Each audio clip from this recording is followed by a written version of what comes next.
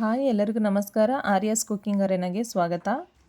ನಾನು ಇವತ್ತಿನ ವಿಡಿಯೋದಲ್ಲಿ ಅತ್ಯಂತ ಆರೋಗ್ಯಕರವಾಗಿರುವಂಥ ಮೆಂತ್ಯ ಮಿಶ್ರಿತ ರಾಗಿ ಮುದ್ದೆನ ಮಾಡ್ತಾಯಿದ್ದೀನಿ. ರಾಗಿ ಜೊತೆ ಮೆಂತ್ಯನ ಸೇರಿಸಿ ಹಿಟ್ಟನ್ನು ಮಾಡೋದ್ರಿಂದ ರುಚಿ ಕೂಡ ಹೆಚ್ಚಾಗಿರುತ್ತೆ, ಹಾಗೆ ದೇಹಕ್ಕೂ ಕೂಡ ತಂಪು.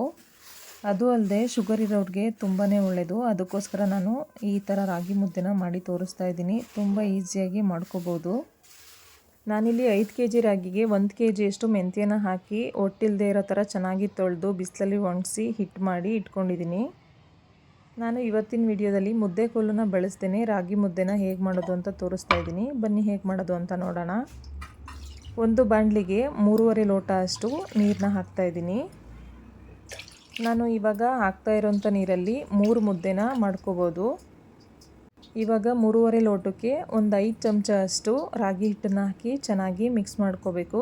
ಗಂಟಿಲ್ಲದೆ ಇರೋ ಥರ ಚೆನ್ನಾಗಿ ಮಿಕ್ಸ್ ಮಾಡಿಕೊಂಡ್ರೆ ಮುದ್ದೆ ಚೆನ್ನಾಗಿ ಬರುತ್ತೆ. ರಾಗಿ ಜೊತೆ ಮೆಂತ್ಯನೂ ಹಾಕಿ ಬಿಡಿಸಿರೋದ್ರಿಂದ ಗಂಟಾಗುವಂಥ ಚಾನ್ಸಸ್ ಇರುತ್ತೆ. ಅದಕ್ಕೋಸ್ಕರ ನಾನು ತಣ್ಣೀರಿಗೆ ಈ ಥರ ರಾಗಿ ಹಿಟ್ಟನ್ನು ಹಾಕಿ ಚೆನ್ನಾಗಿ ಮಿಕ್ಸ್ ಮಾಡ್ಕೊತಾ ಇದ್ದೀನಿ. ಈ ವಿಧಾನದಲ್ಲಿ ಮಾಡಿದರೆ ಒಂದು ಗಂಟಿಲ್ದೇ ಆರಾಮಾಗಿ ಮುದ್ದೆನ ಮಾಡ್ಕೋಬೋದು. ಇವಾಗ ನಾನು 1 ಚಮಚ ಅಷ್ಟು ಹುಚ್ಚೆಳ್ಳೆಣ್ಣೆನ ಹಾಕೋತಾ ಇದ್ದೀನಿ. ನಿಮಗೆ ಬೇಕು ಅಂದರೆ ನೀವು ಯಾವ ಎಣ್ಣೆ ಯೂಸ್ ಮಾಡ್ತೀರಾ ಅದನ್ನೇ ಹಾಕೋಬೋದು. ನೆಕ್ಸ್ಟ್ ಇವಾಗ ಸ್ಟವ್ ಆನ್ ಮಾಡಿ ರೆಡಿ ಮಾಡ್ಕೊಂಡಿರೋ ಅಂಥ ಬಾಣಲಿನ ಇಟ್ಟು ಚೆನ್ನಾಗಿ ಈ ಥರ ಮಿಕ್ಸ್ ಮಾಡ್ತಾನೆ ಇರಬೇಕು. ನಾವು ಚಿಕ್ಕ ಮಕ್ಕಳಿಗೆ ಮಾಡ್ತೀವಲ್ಲ ಸರಿ ಅದೇ ಥರನೇ ಈ ಥರ ಮಿಕ್ಸ್ ಮಾಡಿಕೊಂಡು ಮಾಡಿದರೆ ತುಂಬ ಚೆನ್ನಾಗಿರುತ್ತೆ. ಒಂದು ಗಂಟಿಲ್ಲದೆ ಇರೋ ಥರ ಮುದ್ದೆನ ಮಾಡ್ಕೋಬೋದು. ಹುಚ್ಚೆಳ್ಳೆಣ್ಣೆ ಆರೋಗ್ಯಕ್ಕೆ ತುಂಬಾ ಒಳ್ಳೆಯದು. ಅದಕ್ಕೋಸ್ಕರ ನಾನು ಮುದ್ದೆ ಮಾಡುವಾಗ ಹುಚ್ಚೆಳ್ಳೆಣ್ಣೆನ ಹಾಕ್ತೀನಿ. ನೋಡಿ, ಇದೇ ಥರ ಒಂದು 5 ನಿಮಿಷ ಚೆನ್ನಾಗಿ ಮಿಕ್ಸ್ ಮಾಡ್ತಾ ಬೇಯಿಸಿದರೆ ಇಷ್ಟು ಗಟ್ಟಿಯಾಗಿ ಈ ಹದಕ್ಕೆ ಬರುತ್ತೆ. ಅಲ್ಲಿವರೆಗೂ ಚೆನ್ನಾಗಿ ಮಿಕ್ಸ್ ಮಾಡ್ತಾ ಚೆನ್ನಾಗಿ ಕುದಿಸ್ಬೇಕು. ಇವಾಗ 1 ಕಪ್ಪಷ್ಟು ರಾಗಿ ಹಿಟ್ಟನ್ನು ಹಾಕಿ ಚೆನ್ನಾಗಿ ಮಿಕ್ಸ್ ಮಾಡ್ಕೋಬೇಕು. ನೋಡಿ, ಈ ಥರ ಮಿಕ್ಸ್ ಮಾಡಿಕೊಂಡ್ರೆ ಒಂದು ಗಂಟಾಗೋದಿಲ್ಲ. ಈ ಥರ ಬಾಣಲಿಲಿ ಮಾಡ್ಕೊಳ್ಳೋದಾದರೆ ಆರಾಮಾಗಿ 3ರಿಂದ 4 ಮುದ್ದೆನ ಮಾಡ್ಕೋಬೋದು. ನಾನು ಕಡಿಮೆ ಮುದ್ದೆ ಮಾಡ್ತಾ ಇರೋದ್ರಿಂದ ಬಾಣಲಿಲೇ ಮಾಡಿ ತೋರಿಸ್ತಾ ಇದ್ದೀನಿ. ನೋಡಿ, ಈ ಥರ ಚೆನ್ನಾಗಿ ಮಿಕ್ಸ್ ಮಾಡ್ತಾ ಮುದ್ದೆ ತಿರುತ್ತಾ ಚೆನ್ನಾಗಿ ಬೇಯಿಸ್ಕೋಬೇಕು.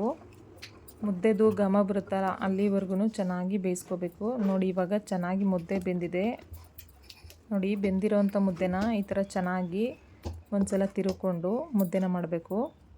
ಇವಾಗ ಒಂದು ಪ್ಲೇಟ್ನ ತೊಗೊಂಡು ಪ್ಲೇಟಿಗೆ ಸ್ವಲ್ಪನೇ ಎಣ್ಣೆನ ತಿರುವಿರೋವಂಥ ಹಿಟ್ಟನ್ನು ಸ್ವಲ್ಪ ಪ್ಲೇಟಿಗೆ ಹಾಕೋತಾ ಇದ್ದೀನಿ. ಬಿಸಿ ಬಿಸಿ ಇರೋವಾಗಲೇ ಈ ಥರ ಮುದ್ದೆನ ಕಟ್ಟಿ ಇಟ್ಟಿದ್ರೆ ಬಿಸಿ ಬಿಸಿ ರಾಗಿ ಮುದ್ದೆ ರೆಡಿ ಆಗುತ್ತೆ. ನೋಡಿ, ಒಂದು ಗಂಟಿಲ್ಲದೆ ಇರೋ ಥರ ಬಿಸಿ ಬಿಸಿ ರಾಗಿ ಮುದ್ದೆನ ರೆಡಿ ಮಾಡಿದ್ದೀನಿ. ಇದೇ ವಿಧಾನದಲ್ಲಿ ಮಾಡಿ ರಾಗಿ ಮುದ್ದೆ ತುಂಬ ಚೆನ್ನಾಗಿ ಬರುತ್ತೆ. ಇವಾಗ ಬೇಸಿಗೆ ಕಾಲ ಇರೋದ್ರಿಂದ ರಾಗಿ ಮತ್ತು ಮೆಂತ್ಯ ಎರಡನ್ನೂ ಕೂಡ ಹಾಕಿ ನಾನು ಹಿಟ್ಟನ್ನ ಮಾಡಿ ಇಟ್ಕೊಂಡಿದ್ದೀನಿ. ಯಾಕೆಂದರೆ ಮೆಂತ್ಯ ಮತ್ತು ರಾಗಿ ಎರಡೂ ಕೂಡ ದೇಹಕ್ಕೆ ತಂಪು. ಪ್ಲೇನ್ ಮೆಂತ್ಯ ಮುದ್ದೆನೇ ತಿನ್ನೋಕ್ಕಾಗಲ್ಲ ಅಂದವರು ಈ ಥರ ರಾಗಿ ಜೊತೆ ಮಿಕ್ಸ್ ಮಾಡಿ ಬಿಡಿಸ್ಕೊಂಡು ಈ ಥರ ಮುದ್ದೆ ಮಾಡಿಕೊಂಡು ತಿನ್ಬೋದು. ಯಾರೆಲ್ಲ ಹೊಸದಾಗಿ ನಮ್ಮ ಚಾನಲ್ನ ನೋಡ್ತಾ ಇದ್ದೀರಾ ಪ್ಲೀಸ್ ಸಬ್ಸ್ಕ್ರೈಬ್ ಮಾಡಿ, ಹಾಗೆ ಪಕ್ಕದಲ್ಲಿರೋವಂಥ ಬೆಲ್ಲೈಕನ್ನ ಪ್ರೆಸ್ ಮಾಡಿ. ರಾಗಿ ಮುದ್ದೆ ವಿಡಿಯೋ ನಿಮಗೆಲ್ಲ ಇಷ್ಟ ಆಗಿದರೆ ಹೈಪ್ ಬಟನ್ನ ಕ್ಲಿಕ್ ಮಾಡಿ ಪಾಯಿಂಟ್ಸ್ನ ಕೊಡಿ. ಹಾಗೆ ಯಾರ್ಯಾರು ಬ್ಯಾಚುಲರ್ಸ್ ಇದ್ದೀರಾ ಹಾಗೆಯೇ ಮುದ್ದೆ ಯಾರಿಗೆಲ್ಲ ಮಾಡೋದಕ್ಕೆ ಬರಲ್ಲ ಅವರಿಗೆಲ್ಲ ಶೇರ್ ಮಾಡಿ. ಮುದ್ದೆ ಮಾಡೋ ವಿಧಾನ ಹೇಗೆ ಅಂತ ಅವರೂ ಕೂಡ ನೋಡಿ ಕಲ್ತಂಗಾಗುತ್ತೆ. ಅದಕ್ಕೋಸ್ಕರ ಎಲ್ರಿಗೂ ಶೇರ್ ಮಾಡಿ. ಈ ವಿಧಾನದಲ್ಲಿ ಮುದ್ದೆನ ಮಾಡಿದರೆ ಸ್ವಲ್ಪನೂ ವೇಸ್ಟ್ ಆಗದೆ ಇರೋ ಥರ ಎಲ್ಲ ಮುದ್ದೆನೂ ಕಟ್ಬೋದು. ನೋಡಿ, 3 ಮುದ್ದೆ ರೆಡಿಯಾಗಿದೆ. ಈ ಬಿಸಿ ಬಿಸಿ ರಾಗಿ ಮುದ್ದೆ ವಿಡಿಯೋ ಯಾರಿಗೆಲ್ಲ ಇಷ್ಟ ಆಯಿತು ಪ್ಲೀಸ್ ಒಂದು ಲೈಕ್ ಮಾಡಿ, ಹಾಗೆ ಹೇಗಿತ್ತು ಅಂತ ಕಮೆಂಟ್ ಮಾಡಿ. ನಮ್ಮ ಕರ್ನಾಟಕದ ಸ್ಪೆಷಲ್ ರಾಗಿ ಮುದ್ದೆ, ಅದರಲ್ಲೂ ನಮ್ಮ ಹಾಸನಲ್ಲಿ ತುಂಬಾ ಫೇಮಸ್ಸು ರಾಗಿ ಮುದ್ದೆ ಅಂದರೆ. 1 ಟೈಮ್ ಆದರೂ ಊಟಕ್ಕೆ ಮುದ್ದೆ ಕೇಳ್ತಾರೆ, ಅಷ್ಟು ಫೇಮಸ್ಸು ನಮ್ಮ ಹಾಸನಲ್ಲಿ. ಅದರಲ್ಲೂ ನಮ್ಮ ರೈತರಿಗೆ ಮುದ್ದೆನೇ ಶಕ್ತಿ.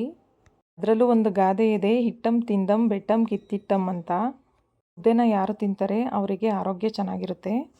ನಾನು ಮುದ್ದೆ ಜೊತೆ ಮೊಳಕೆ ಕಾಳು ಪಲ್ಯ ಮತ್ತು ಹೀರೆಕಾಯಿ ಮಸ್ಕಾಯಿ ಸಾಂಬಾರನ್ನ ಮಾಡಿದ್ದೀನಿ. ಈ ವಿಡಿಯೋ ನೋಡ್ತಾ ಇರೋಂಥ ಎಲ್ರಿಗೂ ಧನ್ಯವಾದಗಳು. Thank you all. Thanks for watching.